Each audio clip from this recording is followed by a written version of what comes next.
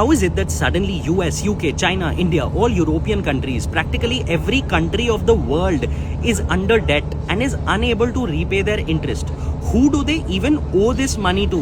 And how is it impacting the stock market, gold prices, and even wars around the world? I'll explain it in less than 2 minutes. Well, it all started in the 1970s when the US decided we are going to de-link our currency from our gold reserves and we can print as much money as we want. So they started printing a lot more money, which they started spending on infrastructure, growth, bridges, highways. All this money started coming into the hands of people. And what do people do when they get money? They put it in the banks. And what do banks do with that money?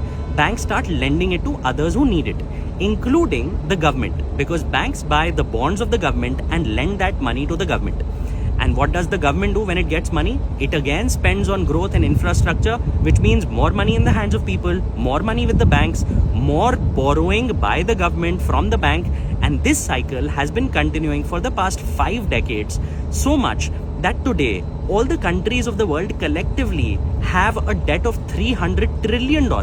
However, the global GDP of all the countries is just about $100 trillion, which means there is no way any of these countries can actually repay this loan or even pay the interest on it.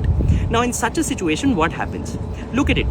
When the governments cannot afford to pay the interest, there are 3 things they can do. Either they can print more money, which will lead to inflation in the economy and a lot of civil unrest. Or they can increase taxes to collect money from the people to pay the interest, which will also lead to civil unrest. Or the third thing, they can actually borrow more money. But something interesting has now happened. There is so much money that people are investing in stock markets, such as in the US, and not keeping it with the banks, that even banks don't have enough money to lend to the government. Which is why the governments are now stuck and they don't know what to do. Which is why across different countries, you're seeing civil unrest crop up. There are wars between countries. Either they are genuine or made up just to distract people. We will never know. Which is why central banks around the world are actually now holding gold and silver.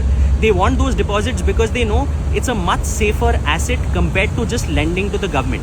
Which is why maybe the US president wants the US stock markets to crash so that people start putting money back into banks again and then the government can borrow more. Well, the entire world right now is in a massive bubble. A lot more in the description. Share it with someone who may need it.